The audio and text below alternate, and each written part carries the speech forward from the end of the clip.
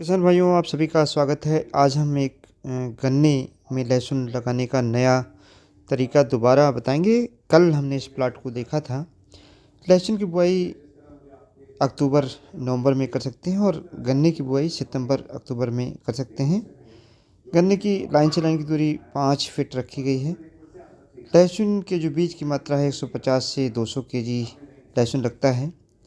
लहसुन के लगाने का समय अक्टूबर नवंबर का है।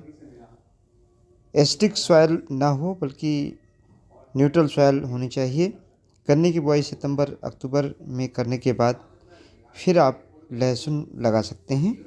गन्ने की जो बेड है इसको बराबर करेंगे, ट्रेंच विधि से जो गन्ना लगाया जाता है, और इस बेड के ऊपर लहसुन हम सीधे सीधे वर्टिकल लगा देते हैं। करीब 3 सेंटीमीटर मिट्टी से नीचे रखना है। गन्ने की लाइन से लाइन की दूरी 5 फीट है। 2 बेड का गन्ना बोया गया है। गन्ने को केवल 2 अंगुल मिट्टी से ढका गया है। और लहसुन की जो बुआई है ट्रेंच के ऊपर 10 से 15 सेंटीमीटर यानी 10 सेंटीमीटर पौधे से पौधे की दूरी है। और लाइन से लाइन की जो दूरी है लहसुन की वह 15 सेंटीमीटर रखी गई है। लहसुन को वर्टिकल यानी सीधा लगाया गया है और फिर जैसा कि मैंने बताया 3 सेंटीमीटर मिट्टी से बराबर ढक दिया गया है। बीज का शोधन लहसुन का और गन्ने का एक ही होता है। कार्बनडाजिम 2 ग्राम प्रति लीटर का घोल बनाकर आधे घंटे तक, चाहे लहसुन का बीज हो और या गन्ने का, डुबो करके तब बुआई की जानी चाहिए। गन्ने को सिंगल लाइन में, यहाँ पर आप देख पा रहे होंगे, सिंगल लाइन में लगाया गया है। हमारे किसान दुष्यंत जी का ये प्लाट है। खाद गोबर की 40 quintal, 70 KG DAP, 50 KG urea और 40 किलोग्राम म्यूरेट ऑफ पोटास गन्ने के लिए दी गई है। खेत की आखिरी जुताई पर 10 किलोग्राम जिंक का प्रयोग किया गया है। 4 किलोग्राम ट्राइकोडर्मा और 4 किलोग्राम माइकोराइजा गोबर की खाद मिलाकर डाला गया है। लहसुन के लिए 100 किलोग्राम यूरिया, 50 किलोग्राम DAP और 50 किलोग्राम म्यूरेट ऑफ पोटास जो गन्ने की डोज है उससे अलग डाली गई है। ये एक तरीका है। और जैसा कि मिलता है जिंक 10 केजी, ट्राइकोडर्मा 4 केजी और माइकोराइजा यहाँ हालांकि हमने नहीं लिखा है, इसको आप 4 केजी डाल सकते हैं, जिससे लहसुन की अच्छी पैदावार होगी।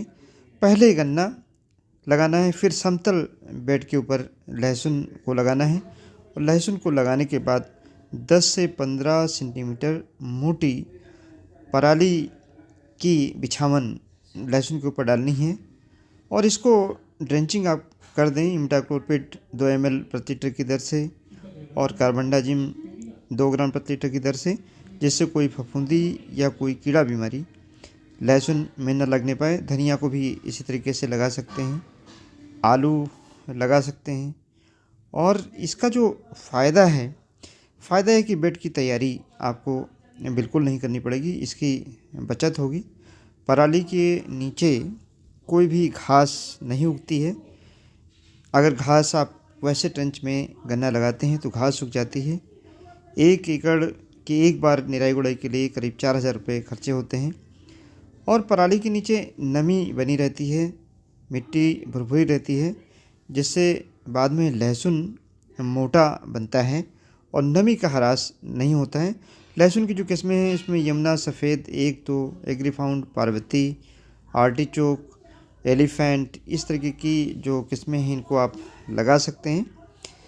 पैदावार जो लहसुन की है वो 150 से 200 कुंटल पर हेक्टेयर तक हो सकती है, यानी 15 से 20 लाख रुपए पर एकड़ तक उत्पादन हो सकता है। करीब 30,000 यानी 1.5 लाख रुपए के आसपास एकड़ की जो लागत है वह आती है। तो इस तरीके से काफ़ी अच्छा फ़ायदा हो सकता है, लेकिन डिपेंड करता है कि मार्केट में लहसुन का रेट क्या है। और गन्ने की पैदावार भी 500 कुंटल पर एकड़ तक आसानी से, जब ट्रेंच विधि से हम गन्ना सिंगल लाइन में लगाते हैं तो हो सकता है।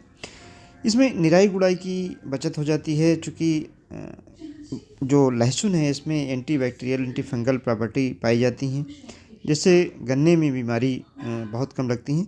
और ये जो पराली से जिससे हमने ढका है, जिसको किसान भाई आग लगा देते हैं, इससे खरपतवार नहीं होती हैं। निराई गुड़ाई जो गन्ने में होती है उसकी बचत हो जाती है। और लहसुन की जब हम खुदाई करते हैं तो उस समय गन्ने की गुड़ाई की बचत हो जाती है। यानी ये एक तरीके से पूरक खेती है। और चूँकि गन्ने की हाइट तब तक छोटी रहती है। लहसुन बहुत फैलता नहीं है, तो गन्ने को लहसुन किसी भी तरीके से नुकसान नहीं करता है। लहसुन का भंडारण पत्ती सहित करना होता है और जहाँ सूखा स्थान हो वहाँ पर रखना चाहिए। जब ये जो हरा लहसुन ऊपर की पत्ती दिखाई पड़ती हैं 70% पीली हो जाएँ, टूट जाएँ, तब इन्हें खुदाई का काम लगभग मार्च अप्रैल के महीने में किया जाना चाहिए, जिससे लहसुन का भंडारण काफ़ी दिनों तक इस मेथड से किया जा सकता है। किशन भाई, आलू भी ऐसे लगा सकते हैं और मैंने धनिया दिखाया उसको लगा सकते हैं। और धनिया को ख़ास तौर से बाद में अगर हरी धनिया आप उगाते हैं तो काट कर मार्केट में बेचना, और उसकी क्वालिटी इस मेथड में बहुत अच्छी देखी गई है। गाजर लगा सकते हैं, पत्ता गोभी, फूल गोभी भी इस मेथड से लगा सकते हैं। यहाँ मैंने आलू भी आपको दिखाया है। और पराली से चूँकि खरपतवार नहीं होते हैं तो इससे ट्रेंच में गन्ना लगाना भी आसान होता है। लेकिन इस मेथड को हम सबसे बेहतर मानते हैं इस बात के लिए कि पराली का पूरा प्रबंधन है, जिसको लेकर बहुत से लोग परेशान हैं। अगर आपको लहसुन नहीं भी लगाना है तब भी अगर ट्रेंच में जो बेड बनी हुई है इसके ऊपर पराली बिछा दें तो खरपतवार नहीं होगी। 1 एकड़ में 3 लेबर या 4 लेबर पराली बिछा देंगे और जो प्रति बीघा आपको 4 लेबर लगती है यह बच जाएगी। साथ ही में कार्बनिक पदार्थ की मात्रा भी खेत में बढ़ेगी, इससे उत्पादन बढ़ेगा, मिट्टी उर्वरी रहेगी, पानी लगाएंगे नमी संरक्षित रहेगी। तो एक बहुत अच्छा ये इनोवेशन है हमारे किसान भाई का। इसको हमारे सभी किसान भाई अपना सकते हैं। इससे निश्चित तौर से इस मेथड से फ़ायदा होगा। धन्यवाद। जय हिंद, जय भारत।